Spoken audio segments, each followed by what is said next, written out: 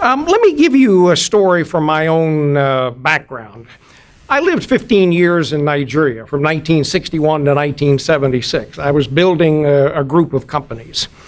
In the late 1960s, I had my eye on a manufacturing company that I wanted to buy. This was during the Nigerian Civil War, when people who were much smarter than me were selling out and leaving the country.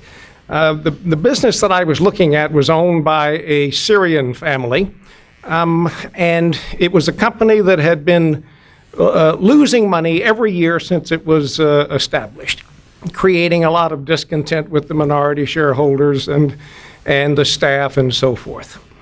I offered 10 times book value to buy this company. 3 years later, Harvard Business School wrote a case study of this potential acquisition opportunity. And the students discussed this and decided that I had been in the tropics too long. I mean, this was really dumb to consider buying this. This company was dead, buried, gone, finished.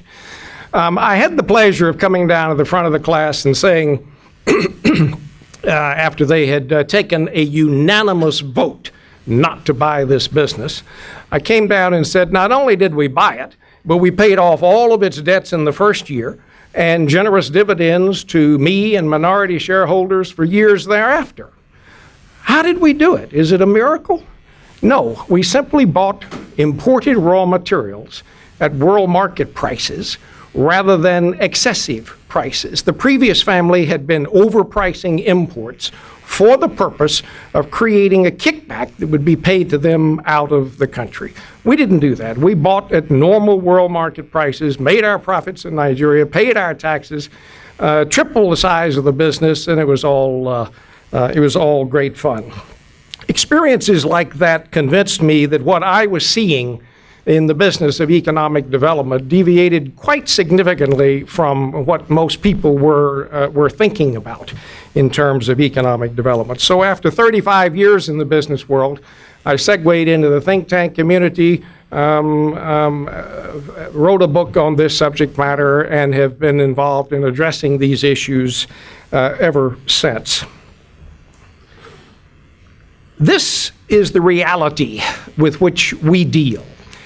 Illicit money flowing out of developing countries is about 3 times the amount of overseas official development assistance going into developing countries. We're talking about roughly, in our estimation, $1 trillion a year on average passing out of developing countries. Compare that to $120 billion of foreign aid going into developing countries. We're talking about a ratio that may be 8, sometimes 9, sometimes 10 times the amount of money illicitly coming out of developing countries as the total amount of ODA going into developing countries. This makes no sense for the developing countries or for the richer nations providing the economic assistance.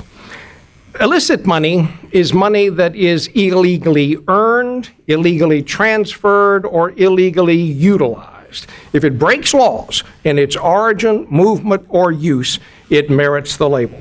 It comes in 3 forms. The proceeds of bribery and corruption is 1. 2, the proceeds of criminal activities, such as drug trading and racketeering and counterfeiting and so forth. And 3, the proceeds of commercial tax evading activities. Now, a lot of people think that this problem of illicit money passing out of developing countries is all about corruption in those countries over there. It's all about corruption in Mohammed's Sierra Leone and other countries.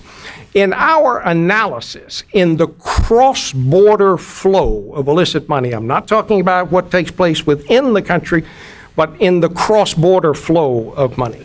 The corrupt component is about 5% of the global total.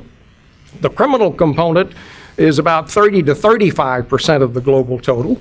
And the commercially tax evading component is about 60 to 65% of the global total. We're intimately involved in the commercially tax evading component of these flows.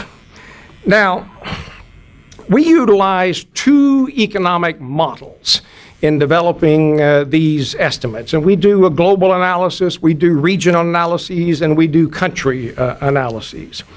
The two methodologies, the two models are one, the World Bank residual method, and two, IMF direction of trade statistics. In the Q&A, I can go into more detail on those. Suffice it to say that they've been around a long time. These models have been used by lots of economists. We were the first to take these models and apply them to data for all developing countries.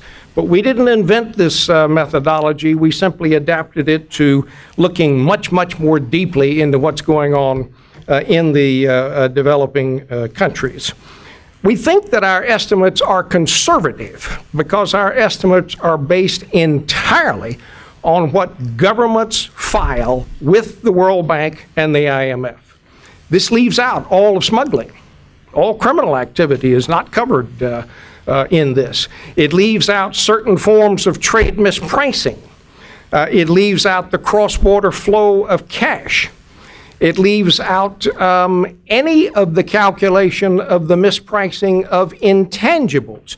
The IMF direction of trade statistics that we use refers only to merchandise trade, does not have anything to do with services trade. Services trade, as a matter of fact, is about 25 or 6 or 7% of the global economy. None of that, none of the mispricing of services is included in our estimates. We think that our estimates are conservative. Having said that, we encourage others to do their own estimates, and a lot of people are beginning to do these kinds of estimates. In our judgment, this roughly $1 trillion a year that we can see, we think that we can reasonably estimate moving out of developing countries.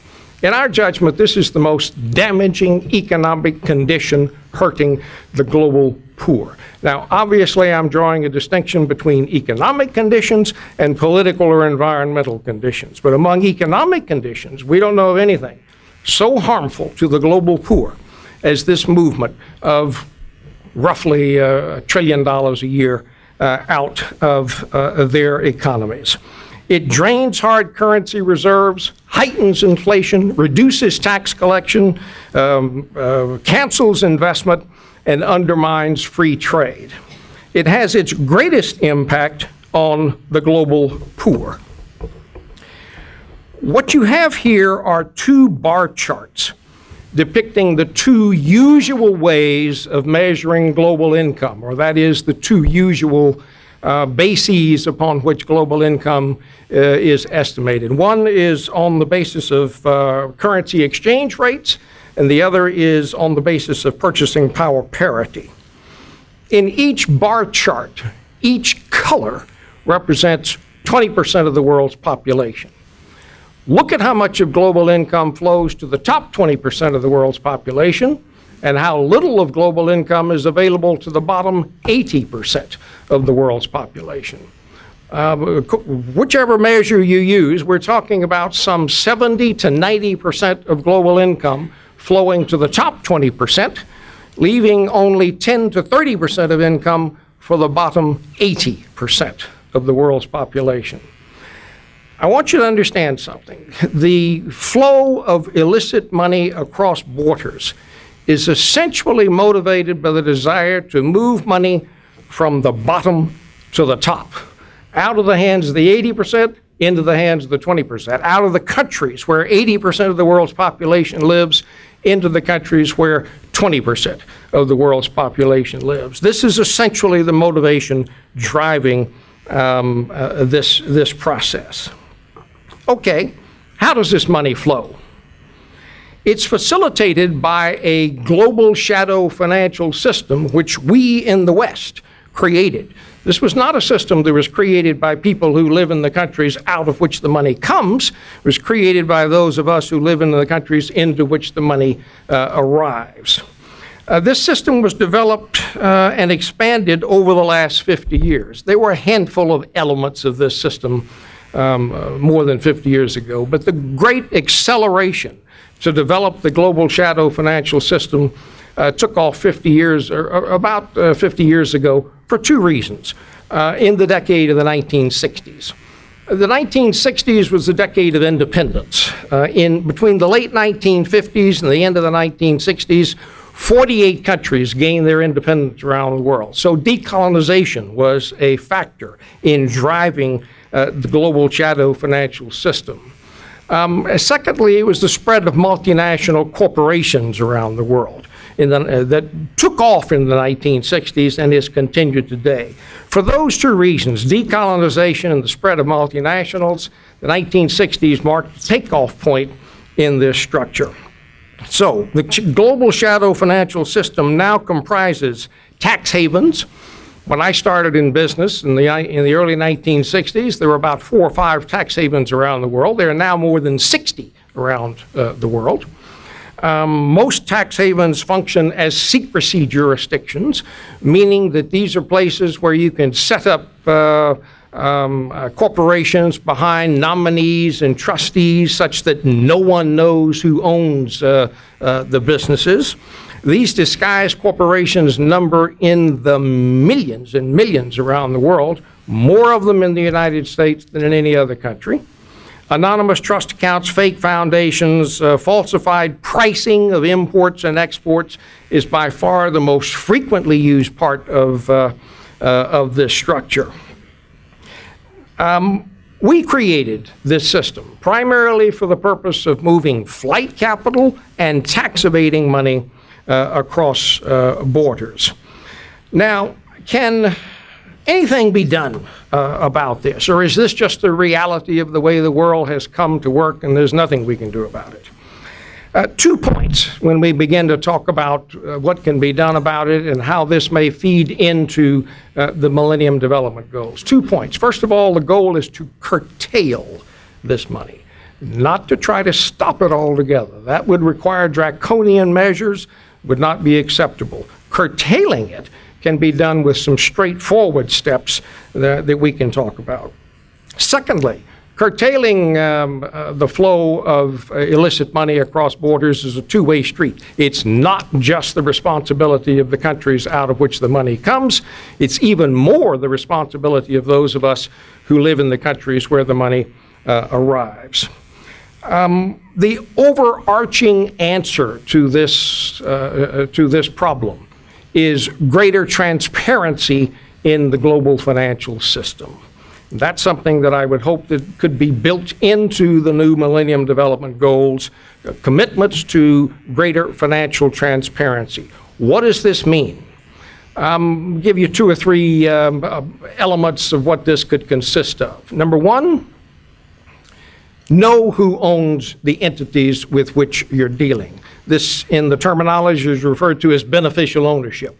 Know who are the natural flesh and blood people who own the accounts with which we are dealing. There is no argument in favor of not knowing with whom you're doing business. There is no argument in favor of that. And yet there are millions of such entities around the world where we don't know with whom we are doing business. Know with whom you're doing business. Require banks and financial institutions to know the natural persons owning the accounts with which that are in their institutions. Secondly, you've heard country-by-country reporting mentioned. This means that corporations should be required to report their activities for each country where they are in business. This is not the case now. Corporations can report their global results and you have no way of knowing what's the breakdown from country to country. If we were to require country-by-country reporting right now, what you would find is many corporations reporting losses in many countries around the world and huge profits in tax haven entities, tax haven subsidiaries. How do you do that? How do you lose money where you're in business and make money where you're not in business? Well, you do it with transfer pricing. You do it by doing the same thing that family did that I bought the business from. You use the pricing mechanism for the purpose of shifting money around the world. A third element of this that is needed is automatic exchange of tax information between countries. The United States and Canada have had automatic exchange of tax information for years. For the same period of years, Mexico has been asking for automatic exchange of tax information with the United States and hasn't gotten it. The European Union figured out a long time ago that it had to automatically exchange tax information among members of the European Union. Prime Minister of India at the Conn's G20 summit called for automatic exchange of tax information between major emerging market countries and the United States and Europe. These are realistic steps that can be taken, and indeed there is progress on each of these steps as we work on it. I would hope that the Millennium Development Goals, the new Millennium Goals, would recognize the importance of transparency and put some teeth into that. Can I close with one thought? The comment was made, the number of people who die from malaria, the number of children who die from malaria. Thomas Pogge has made an estimate that 18 million people a year die of economic deprivation and causes stemming directly from economic deprivation. That's 50,000 people a day. That means since we started meeting this morning, 16,000 people have died of economic deprivation and causes stemming therefrom. I repeat what I said earlier. Among economic conditions, I know of nothing that is so harmful to the global poor as the movement of huge sums of money out of their countries, and it is almost entirely a permanent outflow. Very little of it turns around and goes back in again. This is an issue that calls for being addressed in the new post-Millennium Development Goals. Thank you.